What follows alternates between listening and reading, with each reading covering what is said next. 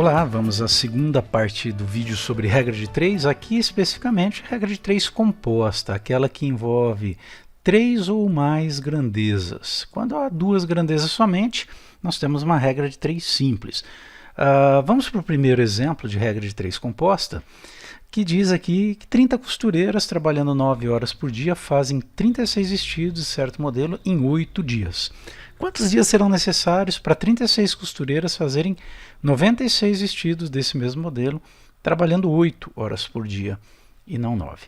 Ok? Bom, há 4 grandezas porque nós temos aqui o número de costureiras, nós temos a quantidade de horas por dia, a quantidade de vestidos e a quantidade de dias. 4 grandezas. Você vai perceber que a forma de realização ou da aplicação de uma regra de 3 composta é muito parecida com a regra de 3 simples.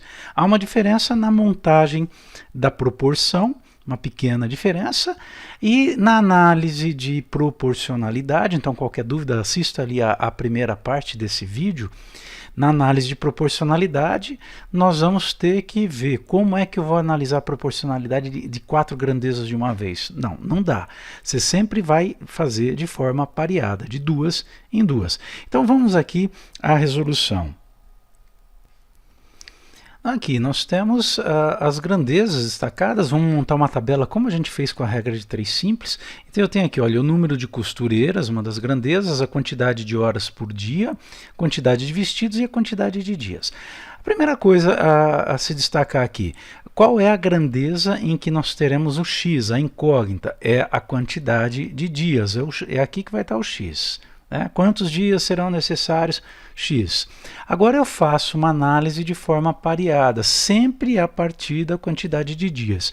Porque qual é a ideia aqui? É que nós saibamos como é o comportamento de cada grandeza, ou como cada grandeza afeta a quantidade de dias. Por exemplo, se forem produzidos mais vestidos, vai ser necessário, ou serão necessários mais dias. Ah, mas depende da quantidade de horas por dia, depende do número de costureiras. Ok, realmente. Agora, na hora de fazer a análise de proporcionalidade, nós sempre fazemos de 2 em 2 grandezas a partir daquela em que nós temos a variável, ou melhor, a incógnita x, que é a quantidade de dias. Então vamos começar aqui, por exemplo, colocando uma seta para cima ou para baixo. Essa é uma forma que eu e muita gente utiliza para representar o sentido da proporcionalidade. Você pode indicar da forma que você quiser. Só que agora eu tenho que pensar o seguinte: como é que a quantidade de vestidos afeta a quantidade de dias, sem a interferência das outras grandezas? Então é como se eu fixasse as outras grandezas. Por exemplo, considerar que o número de costureiras não varia e a quantidade de horas por dia também não. Isso de forma momentânea, né? Quer dizer, a gente sabe que varia ou que pode variar, mas considere, por enquanto, que não há variação no número de costureiras e nem na quantidade de horas por dia. E se não, uma hipótese, né? E se não houver variação em nenhuma dessas duas grandezas, como é que funciona o comportamento, ou como se verifica o comportamento da quantidade de vestidos e da quantidade de dias? E é fácil, porque, pensa bem, quanto mais vestidos forem produzidos, mais dias serão necessários. Quanto menos vestidos, menos dias.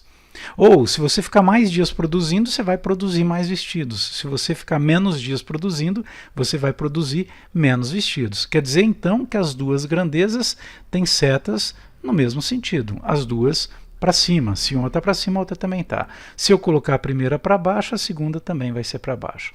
Perfeito? Bom, agora vamos apagar aqui a relação entre quantidade de vestidos e quantidade de dias. O que nós vamos analisar nesse momento é a relação entre a quantidade de horas por dia e quantidade de dias. Como é que funciona? Numa produção, se você aumenta o turno de trabalho, quantidade de horas por dia, geralmente é para quê? É para diminuir a quantidade de dias de trabalho, para cumprir um certo prazo. Então, se você aumenta a quantidade de horas por dia, você diminui a quantidade de dias.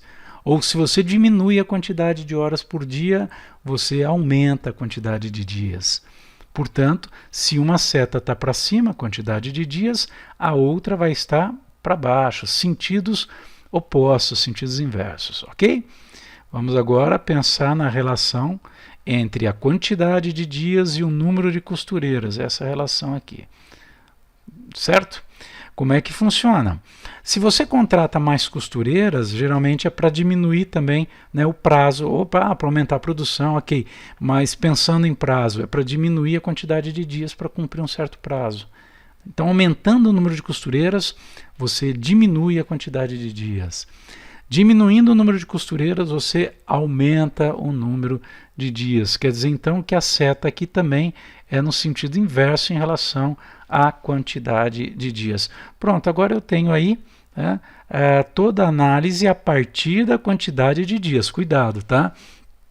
Você pode pensar assim, mas se eu analisar quantidade de horas por dia, quantidade de vestidos, não são inversamente proporcionais uma em relação à outra. Não. Quanto mais vestidos, mais horas por dia. Tá? Mas não é essa relação que está sendo estudada aqui, que está sendo avaliada aqui. E sim, tudo a partir da quantidade de dias. Não esqueça disso. Ok? Bom, agora a gente pode colocar os valores aqui, né? Olha lá, 30 costureiras, 9 horas por dia, 36 vestidos em 8 dias. Então, 39, 36 e 8.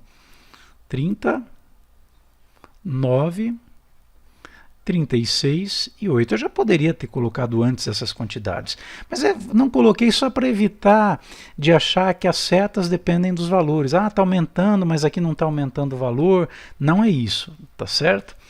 Bom, agora, quantos dias serão necessários? X, né, para que 36 costureiras façam 96, então 36, 96, 8 horas por dia. 36, 96 vestidos, trabalhando 8 horas por dia. Se eu já tenho as setas, como é que eu monto agora a minha proporção? Eu vou começar aqui, né, com essa em que eu tenho x, ela vai ficar isolada na minha proporção, então 8 está para x, assim como. Perceba que eu mantive a ordem, 8 sobre x, ok. Então quem tiver com a seta no mesmo sentido, eu também mantenho a mesma ordem, 36 sobre 96, quantidade de vestidos.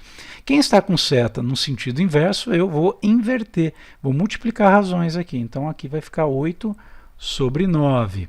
E aqui vai ficar 36 sobre 30, porque a seta também está no sentido inverso. Ok? Agora, uma dica, né? Se você for fazer sem calculadora aqui, para evitar contas muito grandes, multiplicar tudo isso, depois dividir, faça o cancelamento. Por exemplo, você tem aqui, olha, 36 com 9. 36 é divisível por 9. 9 também, né? Então aqui fica 1, aqui fica 4. Sempre que você encontrar numa multiplicação de frações, isso sempre vai ocorrer numa regra de 3 composta, né? Um número na parte de cima que dê para cancelar ou simplificar com um número na parte de baixo, você pode fazer isso. Quer dizer, um número de cima e um de baixo que sejam divisíveis por um mesmo valor. Contanto que seja de cima com de baixo. Tá? Não precisa estar na mesma fração. Depois você tem aqui 30 com 36. Ambos são divisíveis por 6. 30 divide por 6 dá 5. 36 divide por 6 dá 6. 96 e 6 também eles têm um divisor comum, que é o 6. Né? Então, eu posso simplificar aqui. 96 divide por 6 dá 16. 6 divide por 6 dá 1. Agora ainda dá para fazer mais cancelamento. 16 e 8 divide... Você poderia fazer 16 com 4, não tem um caminho só, né? No final, você simplificando tudo, o resultado vai ser o mesmo. 16 divide por 8 dá 2. 8 divide por 8 dá 1.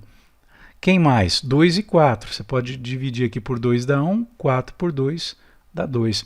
Olha como ficou, né, uma proporção com números bem menores.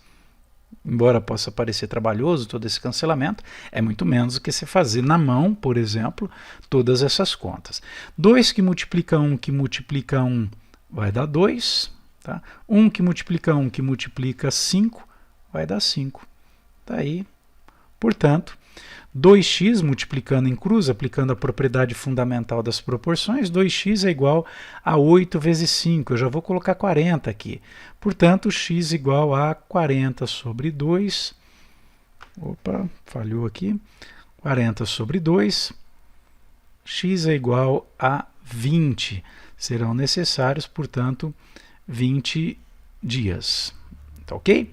Então, dessa forma que a gente resolve uma regra de 3 composta. Estão aqui todos os passos.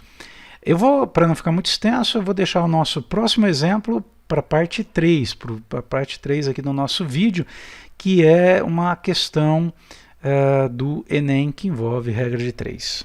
Tá ok? Até lá!